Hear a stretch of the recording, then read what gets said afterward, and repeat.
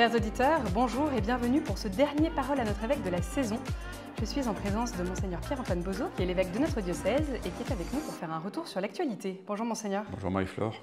Alors Monseigneur, nous voilà aux portes de l'été et pour ce dernier Parole à notre évêque, j'aimerais qu'on revienne un petit peu sur les mois qui se sont un peu écoulés. Et si on se base un peu sur l'année scolaire, quels sont les événements ou les rencontres qui vous ont particulièrement marqué? Qu'est-ce que vous retenez de cette année? C'est difficile de sélectionner, mais beaucoup de belles choses. Alors je vais évoquer d'abord des choses locales dans notre diocèse. En particulier, j'ai été très marqué par des très belles célébrations de confirmation de jeunes et d'adultes. C'est toujours des moments très forts parce que les gens se préparent avec beaucoup d'intensité à ce sacrement qui est un sacrement aussi d'une forme de maturité humaine et chrétienne. Donc les gens ont intériorisé beaucoup de choses de la foi et sont devenus des chrétiens désireux de s'engager. Donc c'est toujours en tout cas satisfaisant pour moi de célébrer ces confirmations. Et peut-être que également je noterai dans le diocèse cette très belle rencontre du 24 mai qui était, vous savez, dans notre démarche synodale, une rencontre importante où environ 200 personnes se sont réunies dans la Creuse à Ain, au centre de la Creuse, pour essayer de réfléchir à l'organisation, l'avenir, la vitalité missionnaire de notre diocèse. Et on avait là, au fond, vous voyez, un cercle de gens extrêmement variés, de tous âges et de toutes conditions, comme disent les Actes des Apôtres, mais avec en commun un grand amour de l'Église, un désir de la servir. Et là aussi, il y a quelque chose de très beau de voir ces gens prendre une journée complète, faire une longue route. Pour ceux qui venaient de Haute-Vienne, pour une fois, c'était en Creuse que ça se passait. Et prenant à cœur la vie de l'Église, son organisation. Alors, ce sont des questions qui paraissent un peu lointaines et pas très passionnantes pour certains, mais qui sont importantes pour la vie des paroisses, pour la vie de notre diocèse. Et ils ont expérimenté, là, tous ces gens réunis, la beauté de ce qu'on appelait la conversation dans l'esprit, donc d'apprendre à s'écouter en priant l'Esprit Saint, en laissant la parole aux autres, en laissant l'Esprit Saint s'exprimer à travers ce que les autres disent et en essayant de l'accueillir vraiment. Donc il y avait là quelque chose qui m'a beaucoup réjoui. Ça, c'est pour les choses locales. Et puis évidemment, je ne peux pas ne pas noter dans l'actualité récente combien le moment, évidemment c'était très proche, triste et joyeux, de la mort du pape François et de l'élection du pape Léon XIV ont été des moments de grâce, parce qu'il y a eu un espèce de moment catholique là dans l'opinion publique assez marquant. Des belles figures du pape François qui s'est éteinte en pleine charge. Vous voyez, il a porté jusqu'au bout, il a donné la bénédiction Urbi et Orbi le jour de Pâques, et puis le lendemain, il s'est éteint en portant pleinement sa charge, très affaibli pourtant qu'il était. Et puis ce temps du conclave, très étonnant, vous voyez, dans ces rites qui sont à la fois très anciens, mais extrêmement parlants, qui ont donné très rapidement l'élection d'un homme que personne n'attendait, mais qui nous semble vraiment tout préparé pour cette mission. Donc il y a là quelque chose de l'Esprit Saint qu'on sent à l'œuvre, au travail dans l'Église, et ça m'a beaucoup réjoui. Alors justement, ce début d'année 2025 a été marqué par le jubilé qui a été initié par le pape François.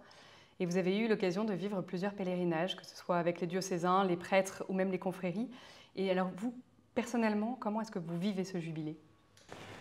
Eh bien, j'essaie de rentrer dans l'esprit du jubilé, vous voyez, qui est une espèce de remise à niveau et de remise des dettes aussi. C'est comme ça que ça se passe dans l'Écriture sainte, dans la Bible.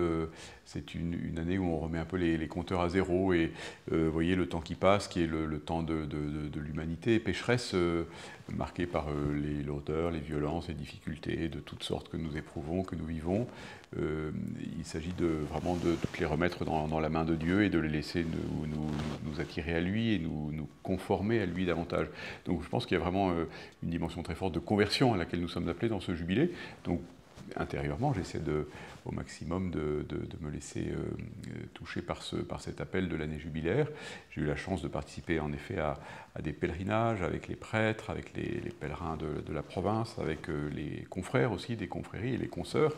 Donc 3 pèlerinages à Rome qui sont des moments de renouvellement fort, tant il est vrai que Rome c'est le centre symbolique de l'Église, puis c'est le lieu de l'exercice de la mission du successeur de Pierre, mais aussi de beaucoup de saints qui ont laissé leur trace dans l'Église, et au fond les saints ils sont toujours très attirants, Et donc quand on va à Rome, on a envie de participer de cette sainteté de Dieu qui veut nous la donner en partage. Et donc en tout cas moi ça me relance vraiment cette année jubilaire dans mon désir de suivre le Seigneur et d'avoir une vie cohérente avec la foi que j'annonce, que je suis chargé d'annoncer.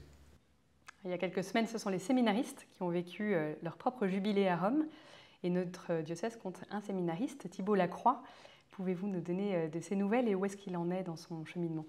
Alors Thibaut, en effet, est séminariste pour le diocèse. Pour l'instant, c'est au singulier qu'on écrit le mot séminariste. Donc j'ai la joie de penser que peut-être ce sera bientôt au pluriel parce que j'ai rencontré plusieurs jeunes désireux d'entrer au séminaire. Donc j'annonce cette nouvelle parce que les diocésains prient pour les vocations.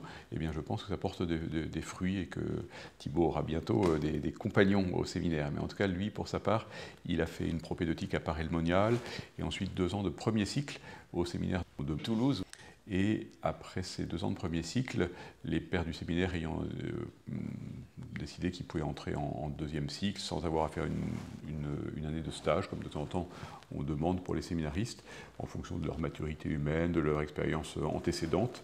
Lui a fait des études, une expérience aussi de stage professionnel, etc. Et donc les pères du séminaire ont estimé qu'il pouvait entrer en 2e cycle et j'ai proposé à Thibaut de faire son 2e cycle à Rome, au séminaire français de Rome, qui est un lieu de grâce puisque justement c'est un lieu où on profite à la fois de la richesse des saints et du siège de Pierre, mais également aussi de grandes universités pontificales. Voilà, donc Thibaut ira suivre ses études à l'université grégorienne, l'université jésuite, dans le cadre de ce séminaire français qui est un beau lieu de formation. Donc, je crois qu'il est heureux de cette perspective qui s'ouvrira pour lui à partir de septembre. Alors, il y a quelques jours, c'est le Parvis des Clarisses qui fêtait ses 2 ans d'existence. Quel regard est-ce que vous portez sur ce lieu qui est désormais bien implanté dans notre diocèse? Et puis quel bilan est-ce que vous tirez de ces 2 années?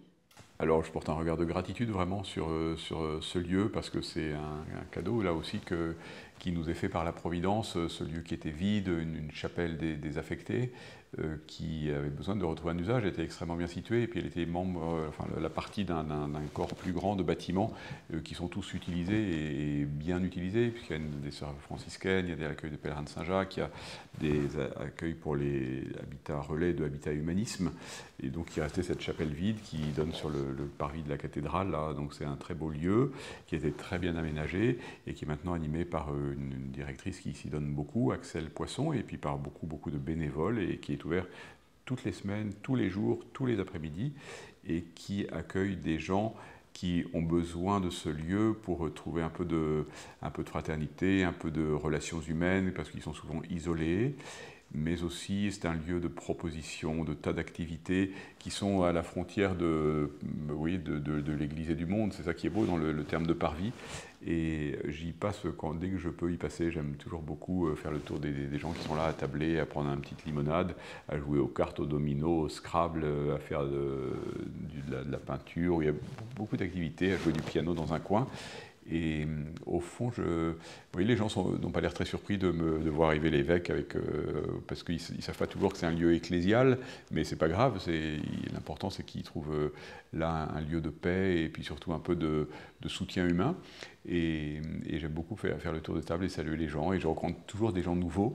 Il y a aussi des habitués qui ont trouvé là aussi un rendez-vous régulier, mais il y a aussi des gens nouveaux qui découvrent, qui sont là de passage, un pèlerin, et puis beaucoup de mise en lien. On avait la chance d'avoir cette année une coopérante de Fidesco qui vient du Cameroun. C'est une coopération sud-nord, et Sandy a fait un très beau travail de mise en lien avec le Secours catholique, la Bonne Assiette, pour qu'on permette de créer tous ces liens qui aident beaucoup de gens à vivre. Donc voilà, je rends grâce à Dieu pour ce beau lieu et pour tous ceux qui le font vivre. Donc l'été était souvent un temps de repos, mais le Seigneur, lui, ne prend jamais de vacances. Alors, le diocèse propose de nombreuses initiatives pour vivre un été autrement, des pèlerinages, des camps de jeunes, des visites d'église ou même des propositions culturelles et spirituelles. Vous, Monseigneur, est-ce que vous partez en vacances? À quoi ressemblera votre été? Alors, c'est pas juste de dire que le Seigneur ne prend jamais de vacances, parce que dans le livre de la Genèse, il est dit que justement le 7e jour, Dieu se reposa du travail qu'il avait fait. Donc voilà, de Dieu lui-même, alors je ne sais pas si ça s'appelle prendre des vacances, mais en tout cas, il y a l'idée de repos. Et donc, de fait, il est nécessaire ce repos, d'abord pour rencontrer le Seigneur, et puis parce que, voilà, il y a besoin d'un repos physique, de changer un peu d'air quand c'est possible, parce que ce n'est pas possible pour tous. Et moi, j'ai la joie de pouvoir... enfin, d'abord, je trouve que participer au pèlerinage à Lourdes, au PLVTT, au camp foot, faire un petit pèlerinage local en Creuse ou en Haute-Vienne pendant l'été, il y a une dimension un peu vacances. En tout cas, je fais ça avec toujours beaucoup de joie. Et puis, j'ai la chance de pouvoir prendre un peu de temps dans ma famille, donc je passerai presque une semaine en Normandie, là, début juillet. Et puis également un autre voyage qui est aussi pour mon ministère, mais qui a un côté quand même très exotique et dépaysant. Je vais partir 8 jours en Tanzanie, où habite une petite communauté qui est en lien, qui a été fondée en même temps et sous l'égide des sœurs bénédictines de la Miséricorde, qui sont installées à Puy-Mouche dans notre diocèse, et qui sont venues rencontrer les sœurs de Puy-Mouche. Et c'est une communauté qui recrute en Tanzanie, au bord du lac Victoria, là, dans le diocèse de Mwanza. Et elles m'ont demandé de venir célébrer les professions religieuses de leurs jeunes sœurs. Voilà, alors je me suis fait un peu tirer l'oreille, et puis il se trouve que j'ai rencontré de manière un peu inopinée le secrétaire de la nonciature en Tanzanie, et donc je lui ai un peu demandé conseil, et puis il m'a beaucoup facilité la tâche pour pouvoir organiser ce voyage et aller célébrer ces professions religieuses. Donc j'irai début août, quelques jours en Tanzanie. Voilà, donc ce sera un été riche et dense, et que j'aborde avec gratitude là aussi. Merci Monseigneur pour ce temps d'échange. Chers auditeurs, c'est la fin de cette émission. Je vous souhaite un très bel été et une très belle journée avec les programmes de RCF.